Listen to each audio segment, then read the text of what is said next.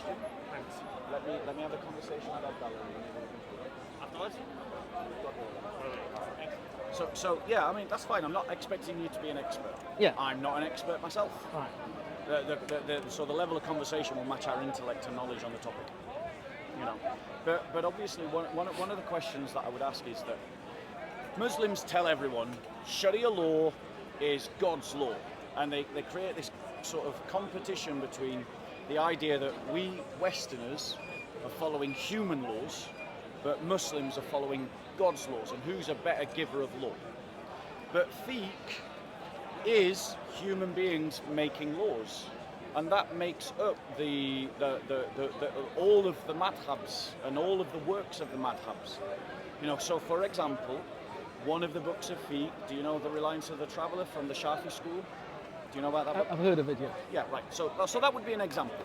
You look through the Reliance of the Traveller, big tome talking about Islamic fiqh, giving Islamic rulings. But that's just a man's book. That's not God's book. And so I guess what my question is, how can you claim that it is God's law if when we look at all the applications of God's law, it's actually just men giving their opinions? Do you get the question? Yeah, Yeah. it's a reasonable question. Hi, how you doing, my friend? Nice one, yes, good. I get the question. However, I understand it very different to you. And your understanding might be better than mine. And it might be that you have done much more research on the matter. First of all, those Muslims who challenge Christians for supporting modernization. Yeah. And they claim that Christians or the modern world is supporting man's law. Yeah. Right. I'm not sure about that statement. I'm not quite sure. But I think what they're trying to say, I'm not saying they're saying it right or they're wrong, but what I think they're trying to say is that if you're a Christian and you want to live in a society and you're loyal to your Christianity, you would want to see a Christian God law ruling. Yeah. Right. And then you see a global world now moving into a godless society. Yeah. So it's where we are moving more towards a godless society. And I'm sure you would appreciate some of that being the case. So the question is, there's an expectation that if I'm a Muslim, I would want to see some Islamic rules, laws, and belief prevailing. Yes. If you're a Christian, you will want to see a Christian society where laws are made and shaping the society based on Christian virtues and values. Yeah. That's a kind of expectation. Okay, so Right. That's one. But I also want to say, to my understanding of fiqh, the word fiqh really means to understand. And I don't see the books of fiqh as an attempt to make man-made laws to replace God laws. I don't see it as that. What I see is that in the understanding of fiqh is where scholars come together, they look at rulings and they look at the reasons and context behind rulings, and they derive multiple different rulings for various contexts. And they try to break that down for the common folk. Now, I might be wrong, or you might be right, because you probably do more research than me. But for me as a revert, I'm no expert in the matter, but this is what I thought fiqh, or the concepts of fiqh, or the books of fiqh is not about man making laws, but it is about looking at the laws, the context, the history, and trying to derive multiple understanding to accommodate the common folk who may not be scholars. Okay. And I think that is a fair description of fiqh, but that fair description of fiqh implicitly admits that the charge that it is man-made laws is a correct one. Because there are scholars coming together, they're looking at a principle, some kind of principle about, for instance, salah. Salah is a principle in the Quran. Right. But there's no description of salah in the Quran. And there are multiple incomplete descriptions of salah in the hadiths. And so fiqh then steps in and it looks at all these multiple, it sees the principle of salah, it looks at the multiple incomplete descriptions of salah, and then it tries to organize those multiple incomplete descriptions.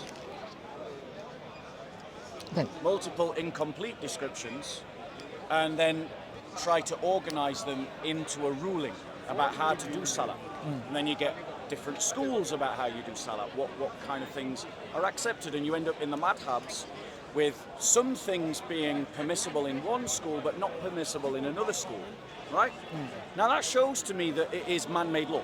Now my point, now you raised 2 points. What we talked about, what we think fiqh is, but then you also said, well, there's this idea that we want to see a society run by Christian or Islamic principles. And on that, we're on the same page. Yes, if you're loyal to your beliefs. Exactly. Right. As a Christian, I'm not in favour of the liberal progressive worldview. I'm not. Do you want one? Thank you. Thank you. Thank you. I'm not in favour of a liberal progressive worldview. I am in favour of a new Christendom. I argue for it in this park. Right. I advocate for it. I advocate for a Christian theocracy.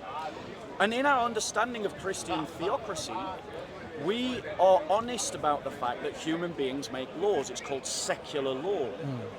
And I guess I'm saying is that Muslims are kind of tricking themselves into thinking that fiqh is divine law. It's not. Sharia law is not divine law. Sharia law is working maybe from divine principles or divine values given in the Quran, but it's not divine law, it's man-made law. Okay. So in other words, you also have ended up with a kind of man-made law, basically. And it's not a divine law. I'll give you one example and then I'll land and you can reply. Yeah. So in one of the legal schools, it's something like you can't eat crabfish or lobster, and like Hanafi. it's in the Hanafi school, and in the other three schools you can. But they're working from the same book, the same verse, the same passage, but they've come by different principles of fiqh to different contradictory conclusions, right?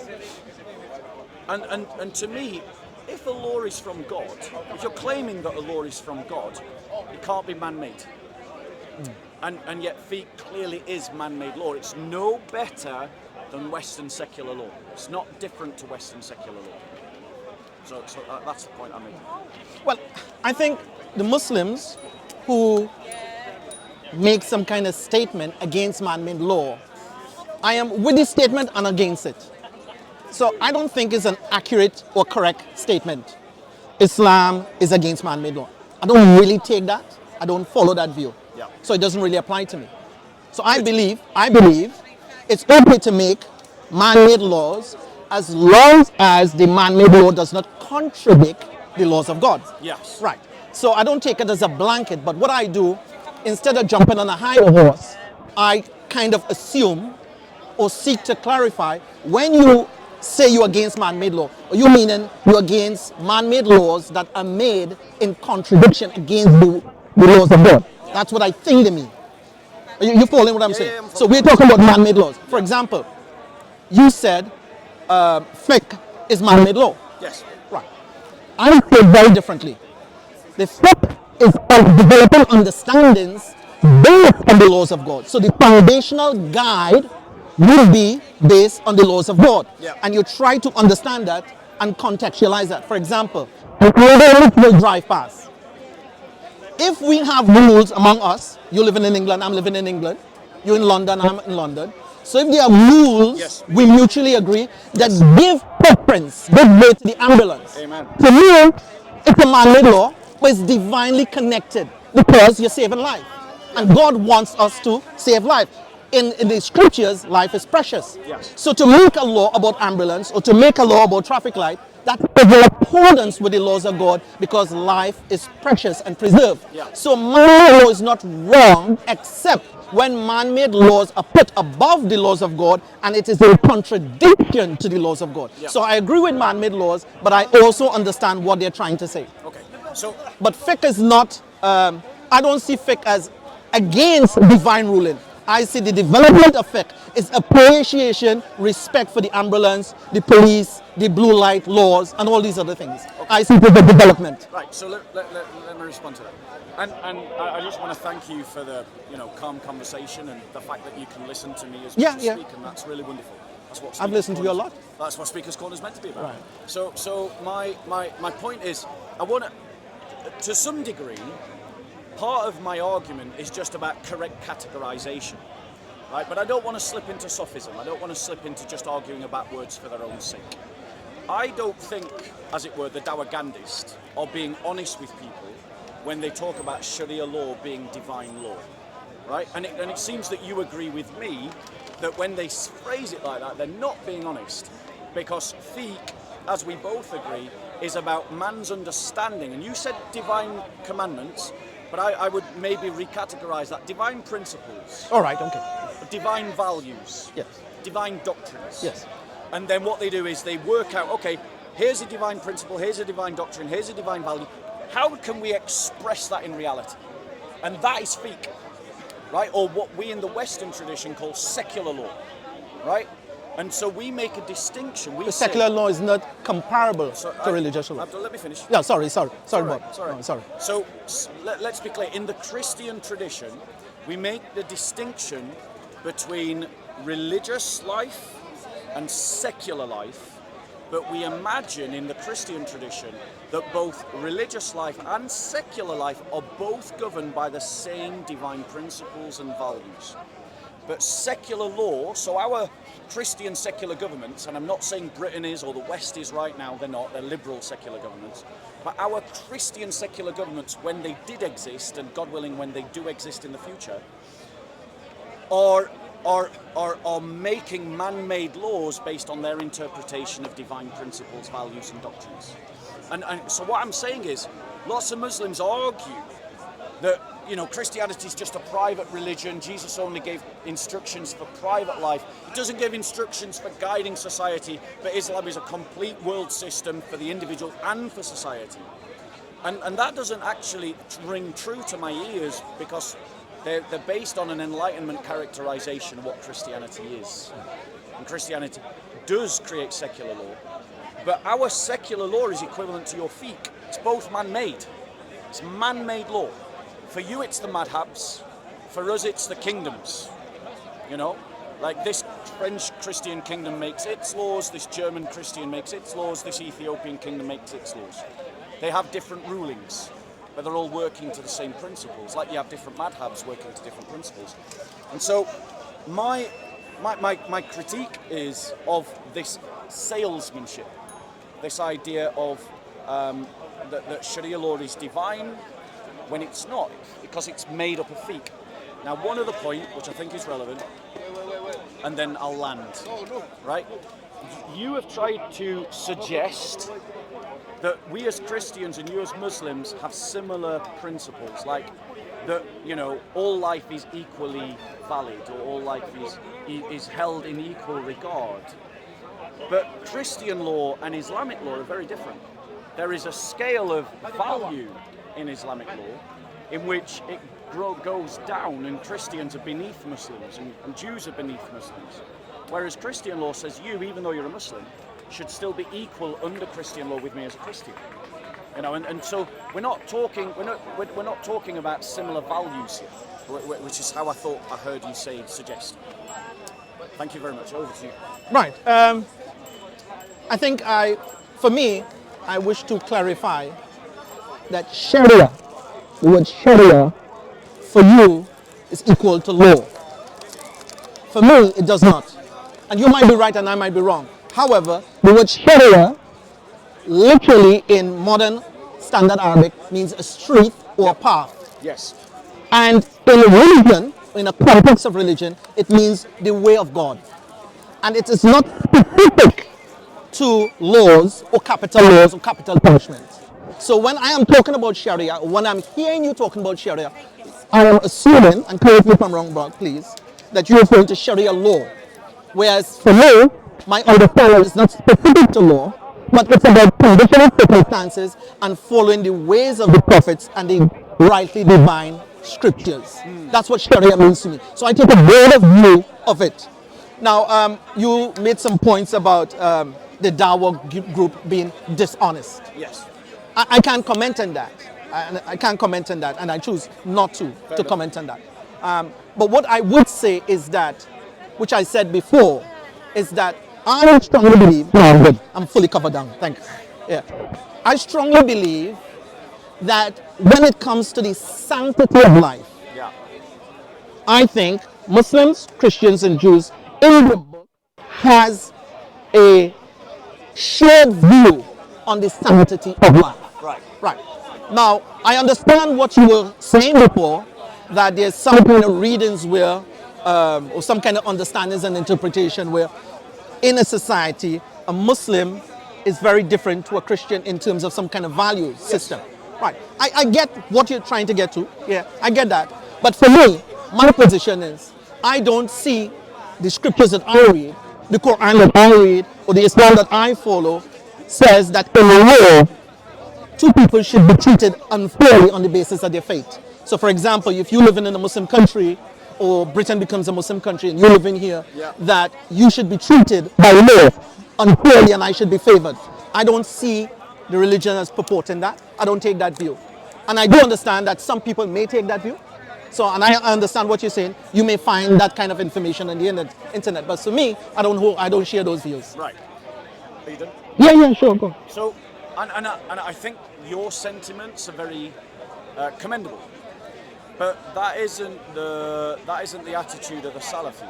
That isn't the attitude of the Sahaba, because when it comes to blood money, for instance, when you look about in the Hadiths when he talks about blood money, it says that the blood money for a Christian is half that of a Muslim. If a Muslim kills a Muslim, one of the rights of the Muslim victim's family is to demand the death of the Muslim killer. It's called qisas, blood for blood, right? But a Christian can never, if they are murdered by a Muslim, the Christian family can never demand the life of a Muslim. And also, if they can only have blood money. But the blood money, say a Muslim family is the victim of a Muslim kills a Muslim and a Christian, right? The Muslim family could claim the life of the murderer, the Christians couldn't. The Muslims, if they accept blood money, the value of blood money that is paid to the Christians cannot be the same as that of the Muslim. Now my point to you is that I would say, given your sentiments, what you've expressed, which are noble, just, honourable, that you're actually closer to the Christian concept of law than an Islamic concept of law. And that actually, Abdul, if you can recognise that, you've got a reason to step further away from Islam and move closer to Christ. Yeah. Well, I understand what you're saying, and I get that. But from my perspective, when the Quran speaks about one person killing another person, the Quran does not advocate money for compensation of debt. The Quranic frame that I read from advocate forgiveness is better. So the Quran encouraged mankind not to kill each other, but in the event one man kill another man, then forgiveness is what the Quran is pushing. So that's the spirit of it. Now, in a case where the parent acquire that, then some sort of compensation has to be adjudicated. Now, I don't want to go deep into this because I'm no expert in the matter. As a matter of fact, you may do more research in this matter than me. So I'm quite happy to listen to what you're saying. And I could possibly go back and do a little research and reading. But from what I have known, what I read, the spirit of the Quran is to avoid bloodshed.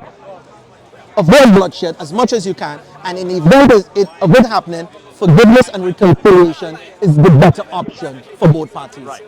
Yeah. So, again, very noble sentiments, very honourable sentiments, things that I laud you for, things that I applaud you for. But I think it's fair to say that maybe I have studied this more than you. Yes. Right? Because, and I wanted to ask you a very direct question. It's Abdullah, right? Yes. A very direct question, Abdullah.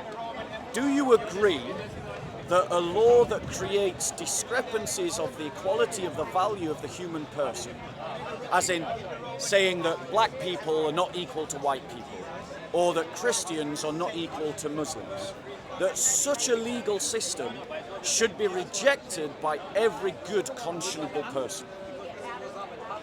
Should we reject those kind of legal frameworks? Sort of.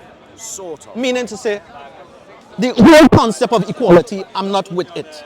Neither am I from a liberal perspective. But from what you're saying, the discrimination, the superiority thing, obviously I'm not with that. Brilliant. So I'm with you on that. Good. But at the same time, I'm not trying to suggest that everything is equal and all of us is equal. We're not equal.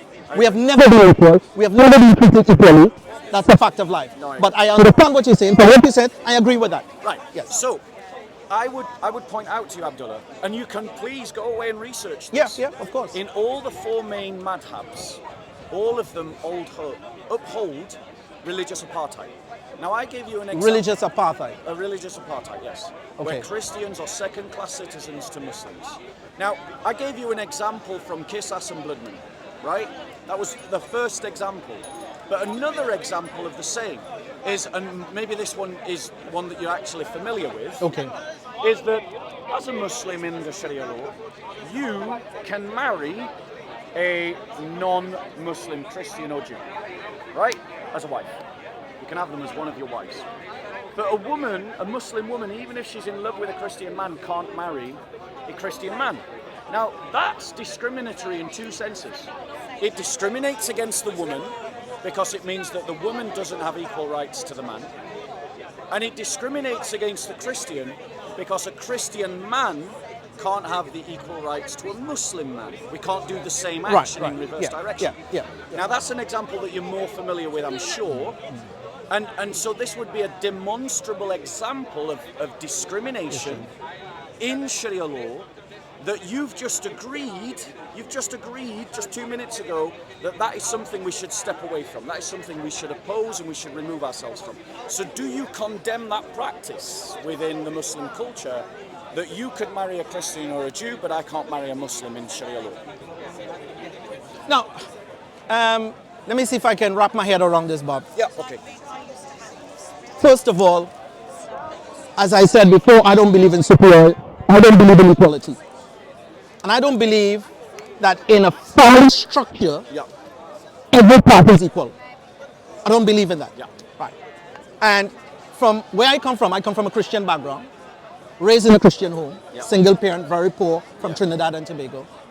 We come from a background where the man is the head of the home. Yes. He is the sultan, he is the authority of the home. Okay. And there's no equality between the wife and the husband. The children, there's not equality. So now, if we look at that structure, we can see that similar structure in history, in kingdoms, in Christianity, and in some parts of Judaism. Yes. Now, so to take that way, from a Islamic point of view, and equate that to apartheid, I'm not sure I'm with you on that one, because you mentioned apartheid. It is apartheid. Right. So if you call it apartheid, that's fine. I will take that. So I will accept this apartheid being historically context, historically referenced, both in the Jewish scriptures, Jewish practice, Islam, or Christianity. Okay. That is, number one, in a family structure, the man is not equal to the woman. And it's the exact same thing in Islam. Now, some of the modernized Christians would want to move into the equality, saying man and woman is equal, and therefore Islam is apartheid because Islam doesn't agree. And I think this is where some of the arguments come. Some of the Muslims take tension or take issue with the Christian community to support the modernist agenda in reconstructing the family life into making everybody equal. Right. And to some extent, they give the woman more rights than the man, and they give the children more rights than the father, that even a child could call the police and get both parents locked up in prison. So I understand where that tension is, but I'm not with you on the point where we should balance the modernization of equality within a family structure where man and woman and child, everybody's equal. Okay, so I think you've kind of missed the argument that I've made. So allow me to remake it. Because you went off into a segue. Okay. And you attacked a position I don't hold. Okay. I don't agree with equality. I agree with you that equality is not a Christian value. Oh. But I do believe in equality under the law, which is a different concept. And so what we've got here is, I agree that, children are not equal to their parents. The Christian position is that a man is the head of his own household, right? These are social structures, and those social structures should be honoured, and those social structures should be supported by culture. Sanctified, yes. They should be supported by auxiliary laws that uphold those values. But what I mentioned was an example in which Islam enshrines and encodes a discrimination towards women in adjacent to Muslim men. So saying that a Muslim man can marry a non-Muslim woman. but a Muslim woman can't marry a non-Muslim man. And that then also discriminates against the Christian man, because based on your logic, there's no actual objection to Muslims, women marrying Christian men, because we both agree the man is the head of the household. And so the man should govern his house in according to Christian love, in love and charity, in which he honors his wife and loves his wife like Christ loves the church. Yes. That Muslim woman is going to be in a good position. She's being loved like Christ loves the church. That's a good thing, you know.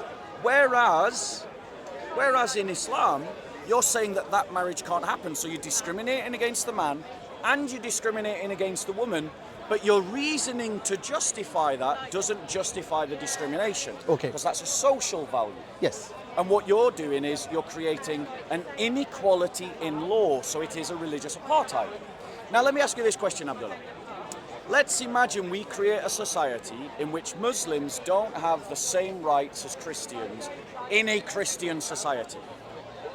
Would you object to that? If Muslims, for instance, let's say that if someone converts to Islam, we should kill them. If that we shut down mosques where, you know, or we forbid the building of mosques or forbid the repairing of mosques, or we said, for instance, that Muslim men can't marry Christian women, but Christian men can marry Muslim women, and we support that in law. Or we said that Muslims can't do dawah on the street. Be honest with me now, Abdullah, would you call that Islamophobic? Would you say that that's discrimination? Would you say that that's unjust? Can I reply to the first point you make and then get to that second point? Of course you can, Yeah. That's what I've been doing. So you said, which is very crystal clear, discrimination and apartheid. Those are two very powerful words. Correct.